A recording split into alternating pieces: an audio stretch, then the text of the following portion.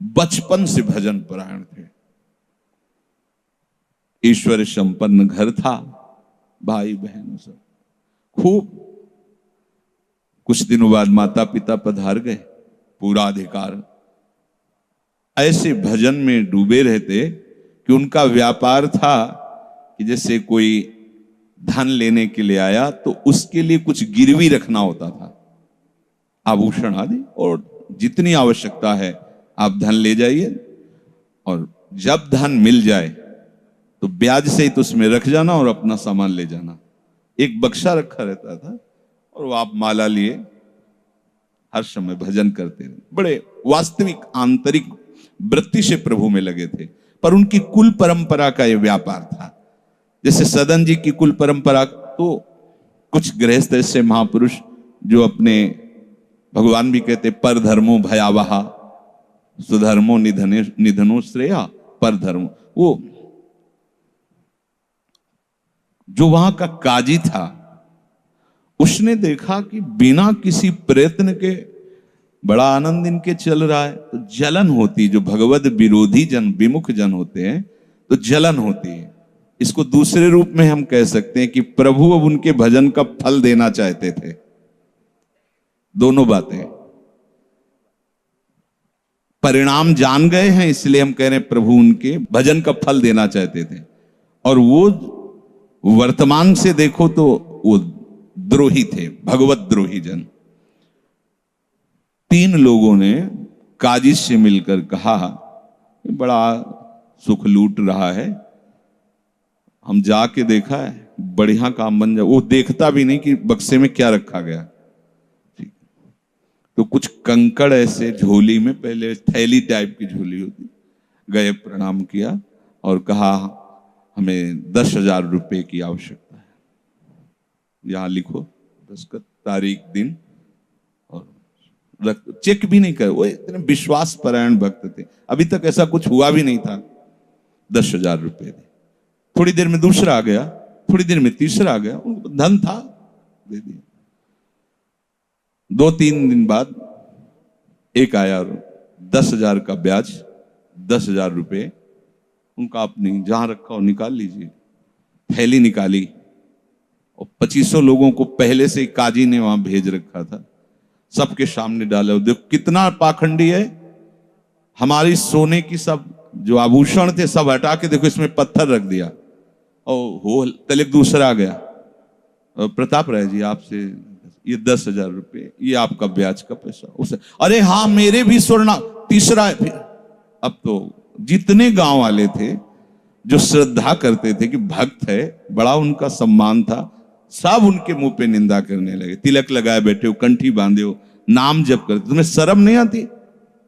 तभी हम लोग सोचते थे कि कुछ करते हो रहे हो, इतना माला माल हो रहे हो, ऐसी बेईमानी तुम करते हो। काजी आ गया, उसने कहा तुम रिपोर्ट लिखाओ। रिपोर्ट लिखाई गई, बादशाह के पास रिपोर्ट पहुंचा गई। उन्होंने कहा ऐसे पाखंडी को बंदी बना लिया जाए, सारी संपत्ति जब्त कर ली जाए। प्रताप राय जी ने जब सुना, अवाक, मतलब पत्नी से कहा कि ठाकुर जी की सेवा में बाधा ना पहुंचे, तुम ठाकुर जी को लो, पीछे के मार्ग से निकल जाओ, कुछ भोग सामग्री आभूषण और ठाकुर जी को लेके चले जाओ। पत्नी ने ऐसा किया, साफ एक बर्तन भी नहीं रहने दिया और उनको हथकड़ी डाल करके जेल में पहुंचा दिया, सब लूट लिया, सब नष्ट भ्रष्ट कर दिया। अब आप देखते जाओ। जब वहां पहुंचे तो जो विरोधी जन थे तो उन्होंने कहा कि ठाकुर के बहुत से आभूषण, बड़ी महंगी मूर्ति इनकी ठाकुर की, इनकी पत्नी, उसको तो आपने बंदी नहीं बनाया। सरकारी सैनिकों ने खोज की तो अपने मायके चली गई थी, वहां से उनको बंदी बनाया। ठाकुर जी को ला करके जहां धन का स्टॉक था वहां रख दिया, आभूषण सब उनके, दोनों को एक जगह हथकड़ी बेड़ी डाल के वो ठाकुर जी से एकांत में जेल में कहने लगे कि ये सब लीला तो हमें बर्दाश्त है, लेकिन आप जो हमारे प्राणनाथ हैं, आपको बंद कर दिया गया, भोग नहीं लगेगा, आरती नहीं होगी, आपको शयन नहीं करे, ये हमसे बर्दाश्त नहीं होता। प्राण हमारे ले लो, हम आपकी सेवा के बिना नहीं रह सकते। मुझे ये जो कुछ किया इस तो बर्दाश्त है, पर आप हमारे पास नहीं, आपकी सेवा नहीं, और जीवन भर कुल परंपरा से आपकी सेवा होती, नाथ ये मुझसे बर्दाश्त नहीं होता। विकल होकर के रोए तो वहीं गलबैया दिए प्रिया प्रीतम जेल में ही प्रकट हो गए, निहाल कर दिया। आगे जो बड़ा चरित्र है, हम ये बताना चाहते हैं कि देखने में तो हमें लगा कि देखो ऐसे महान भक्त के जीवन में कैसी परिस्थिति आई, पर परिणाम देखकर हम ये कह सकते हैं कि ये फल वृत्ति आई, पूरे जीवन के भजन का फल, कि सच्चिदानंद प्रभु का साक्षात दर्शन, साक्षात ऐसी महान स्थिति आगे उनकी वर्णन है। या कह रहे कि ऊबो मत, घबराओ मत, अधीर मत हो, विश्वास में कमी मत होने दो। अब प्रभु ने क्या देखा कि इसे ना संपत्ति के हरण का दुख है और ना इसे किसी सम्मान नष्ट का। पूरे जीवन भर सम्मानित रहे, गांव के सब भगत जी हैं, सब मिटिया मेट हो गया, इस बात का कोई दुख नहीं, केवल मेरी सेवा का सुख। आगे चरित्र में आता है फिर उन्होंने जो लीला की कि बादशाह चरणों में झुका, पूरी समाज के सामने उन तीनों ने स्वीकार किया मैंने कपट किया, फिर जय जयकार। ये तो उनके एक मिनट का काम होता है, ये उनका तिनके को ब्रह्मा बना देना, ब्रह्मा को तिनका बना देना, ये उनका तो खिलवाड़ होता है। इसलिए कभी विश्वास कम मत करना, क्योंकि ऐसी परिस्थिति आ सकती है कि आपको लगेगा कि अगर भगवान होता, मान लो वहीं थोड़ा सा नकारात्मक सोच कर ली जाए कि ऐसा क्या, जीवन भर आपसे प्यार करके भजन, इतनी भारी बेइज्जती, ऐसा ऐसा। भक्त अगर ऐसा चिंतन करता है तो शरणागति नहीं, क्योंकि शरणागति में विपरीत चिंतन की जगह नहीं होती, शरणागति में संशय नहीं होता। उसकी कृपा के असंख्य रूप हैं, वो आवश्यकता अनुसार जब जहां जैसे चाहेगी वैसा रूप रख लेगी। और आप शरणागत हैं तो आपके लिए अब कृपा के सिवा कोई दूसरा होगा नहीं। बैठा लिए हृदय में, आप प्रभु के शरणागत हैं, अब आप पर कृपा ही कृपा होगी। पर लिखा हुआ कि कृपा असंख्य रूप धारण कर सकती है, कोई भी रूप उसका हो सकता है। अब आदर करना, अब आपके जीवन में केवल कृपा होगी, शरणागत है पर उसका आदर करना। प्रभु के कृपा में, विधान में जो संदेह कर बैठता है, विरुद्ध चिंतन कर लेता है, तो उसको कृपा छोड़ती नहीं है, उसके लिए कृपा भयानक रूप धारण करती है और घेर करके उसको कृपा सिंधु से मिला देती है।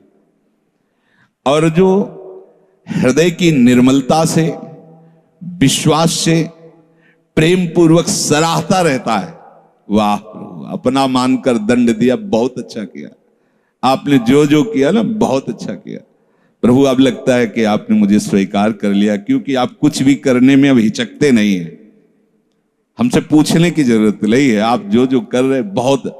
उसके लिए कृपा बहुत मृदु और शांत होकर प्रकाश रूप से उदित होती है और प्रभु के पास पहुंचा देती है। कृपा बख्शेगी नहीं। आप शरणागत हो, अगर ज्यादा चतुराई करोगे तो भयानक रूप धारण कर लेगी। अब तुम्हें जाना ही है प्रभु के पास, अगर सुलझोगे तो शांत सौम्य होते हुए आपको पहुंचा देगी।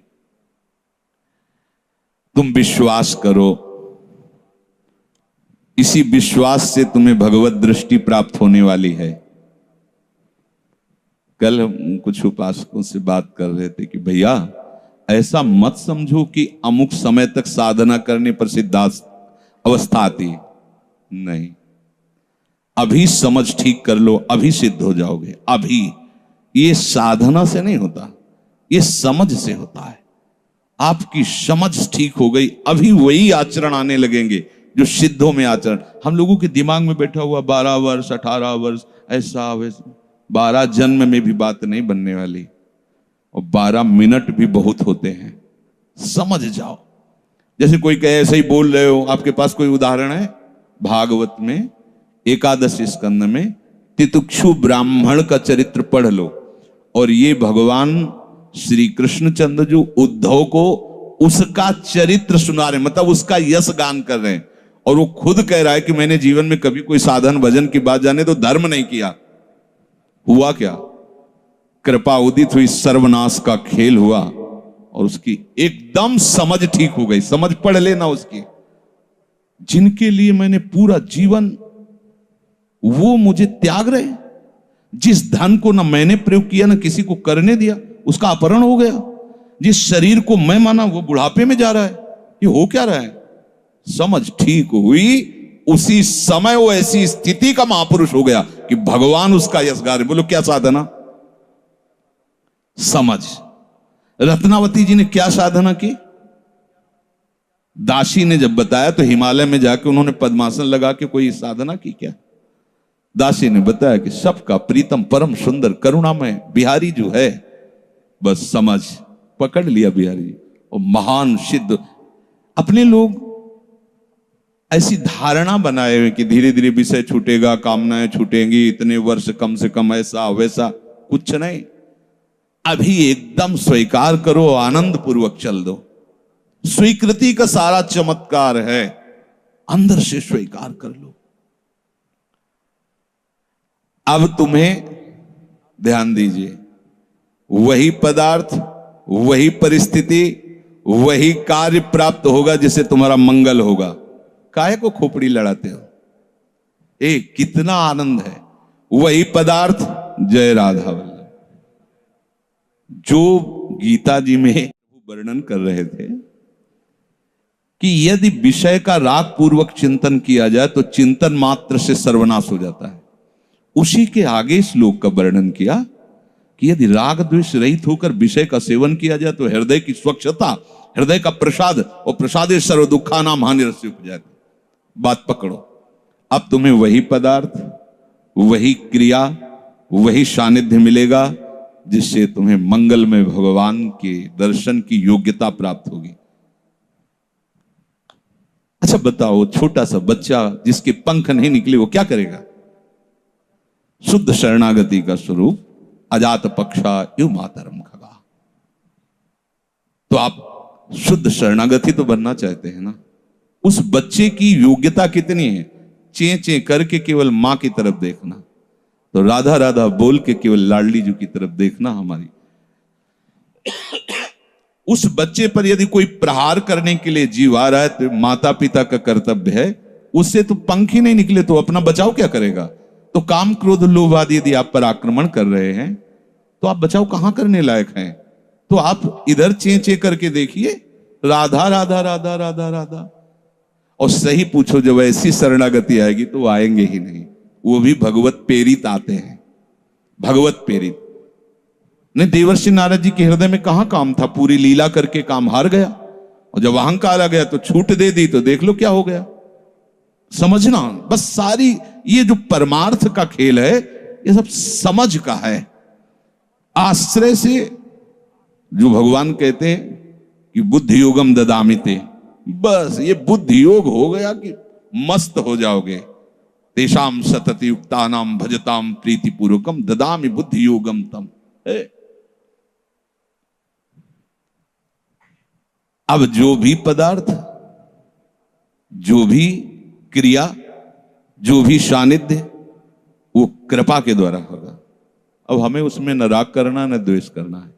और इसका परिणाम क्या बताया? हृदय की स्वच्छता, परम प्रसाद और बुद्धि का भगवान में स्थित हो जाना। अब वो प्रतिकूल हुआ या अनुकूल हुआ? अगर प्रतिकूल हुआ तो आपने सोचा गलत सिद्धांत। अगर ये बात हम ना माने होते तो इससे सावधान रहते तो हमारा वो होना था। प्रभु का विधान था, उसमें कुछ है, बाद में देख लेना। उसका वो परिणाम होगा जो तुम नहीं निकाल सकते थे। उस प्रतिकूल पदार्थ, वस्तु, व्यक्ति के सानिध्य से वो ठीक हुआ है जो ठीक होना था, प्रभु ने भेजा है। अब तो तुम निश्चिंत हो जाओ, अब भय ना करो। समझना, प्रभु सर्वज्ञ हैं, तुम उनके भरोसे हो गए हो। आप कोई तुम्हारा मंगल कर ही नहीं सकता। बोले काम आता है, क्रोध आता है, गंदी बातें मन में रहती हैं। कहा जाता है जब ये तक हृदय में रहेंगे तब तक तुम्हें भगवत प्राप्ति नहीं होगी। शास्त्रों में खूब खुला वर्णन है, चाहे जहां देख लो। त्रिविधम नरकस्येदम द्वारम नाशन मात्मनः कामः क्रोधा तथा लोभा तस्मादेव त्रयम् त्यजेत्। काम क्रोध मद लोभ सब नाथ नरक के पंथ। पर इसके बीच की हम एक रहस्यमयी बात आपको बताते हैं। यदि आपने भरोसा लाडली जी का कर लिया है और ये हैं, तो इनकी सत्ता नहीं, ये आने जाने वाले हैं और इनसे कुछ भी आपका नहीं बिगड़ने वाला। भरोसा इनका, ये तर्क वितर्क की बातें नहीं है, ये श्रद्धा विश्वास की बातें हैं। और धीरे धीरे एक दिन आप महात्मा बन जाओगे। देख लेना, विश्वास करना। कुछ बातें ऐसी होती जो यहां की होती हैं, क्योंकि पूरा जीवन जिए हैं तो उसको देखा है। पढ़ी लिखी बातों को जब तक अनुभव में नहीं किया जाता तो ठीक से समझ में नहीं आती। अब जैसे ये बात केवल समझ में आ जाए कि निर्विकार हृदय ही भगवत प्राप्ति की योग्यता, बढ़िया बढ़िया शब्द है, लेकिन जीवन में देखा है कि इसमें विकार है। जीवन में देखा है इसमें बहुत सी घृणित बातें रही और कसर रखा नहीं साधन में, भजन में, साधन में, उपासना में। गुरु कृपा से छूट नहीं दी। जीवन हो गया 5 मिनट भी इसको छूट नहीं दी। हर समय जैसे दुश्मन पर सवार रहे। देखो बीमार हैं, बुखार, ये दुनिया का सब नाट, छूट नहीं है। अगर थोड़ी भी सांस है, चलने की हिम्मत है तो चलेंगे। ऐसा नहीं कि बीमार हूं पड़ा, नहीं, हिम्मत है तो बैठेंगे, चिंतन सब। पर विकार देखा है, काम भी देखा है, क्रोध भी देखा है, 20 वर्ष बाद भी ममता को भी देखा है। अब हम क्या करें? निराश होकर बैठ जाएं क्या? नहीं। तो भगवत प्राप्ति तो होगी नहीं। 20 वर्ष से चलते रहे, ममता भी देखा पीछे, काम भी देखा, क्रोध। अब क्या करें? बिल्कुल निराश मत होना। ये वो विधान चल रहा है जो आपको सच्ची शरणागति में पहुंचाएगा। पक्का, बिल्कुल, ये अनुभव की बात कह रहा हूं, इसमें कोई क्यों में करने की जरूरत नहीं। आपको निश्चित भगवत प्राप्ति होगी। काम क्रोध ये स्फुरित होते रहें तो भी आपको निश्चित भगवत प्राप्ति होगी, क्योंकि आपने आश्रय लिया है लाडली लाल का। इस पर किसी का तर्क नहीं चलेगा। जैसे कोई कहे तुम्हारे कहने से होता है, पता नहीं तुम्हारी छाती का अनुभव गलत हो तो। ठीक वैसे ही विषयों का सेवन करने वाला सुग्रीव, ठीक वैसे ही मदांध बाली, वो नहीं जानता भगवान को। भगवान सुग्रीव नहीं जानता। हनुमान जी कहते हैं कि महापराक्रमी चक्रवर्ती सम्राट महाराज दशरथ जी के पुत्र भगवान श्री राम हैं। इनसे मित्रता कर लो तो तुम बाली के भय से क्या, कोई भी तुम्हें भयभीत नहीं, काल भी भयभीत नहीं कर सकता। हनुमान जी पर विशेष श्रद्धा और विश्वास सुग्रीव का था, बहुत प्रीत है। एक तरह से उनके मंत्री हित, जैसा वो आदेश करते थे वैसा। एक भक्त पर विशेष श्रद्धा ने प्रभु से मित्रता करवाई, सामने अग्नि को साक्षी करके। ये इसके सुग्रीव के लिए नहीं, अग्नि को साक्षी करवाया भगवान के लिए कि आप निर्वाह करना। हनुमान जी बहुत भक्त चतुर होता है। फिर भी वो कह रहा कि ये मार देंगे बाली को। हनुमान जी कैसी बात करते हो, इन पर संशय करते हो? बोले नहीं, अगर ये हमारा संशय मिटा दे तो मैं भय रहित हो जाऊं। क्या? ये ताड़ के वृक्ष हैं, एक बाण में ही एक दुंदुभी राक्षस जो क्या था, उसकी अस्थियां और ताड़ को बेच दें तो मैं मान लूंगा कि बाली को मार सकते हैं। भगवान का अमोघ बाण, हा हा मेरे प्रीतम हो, ये भक्ति है। एक महान भागवत शरणागत करवा रहा है, एक महान भागवत, लेकिन वो अपनी हर बात में प्रभु को जब खरा देख लेता है, वो अपना कहीं खरा नहीं है। आप देखते जाओ, भगवान ने बाली का उद्धार किया। जब प्रभु का तीर उसके हृदय में धसा हुआ है, प्रभु को देखा तो हृदय प्रीति मुख वचन कठोरा।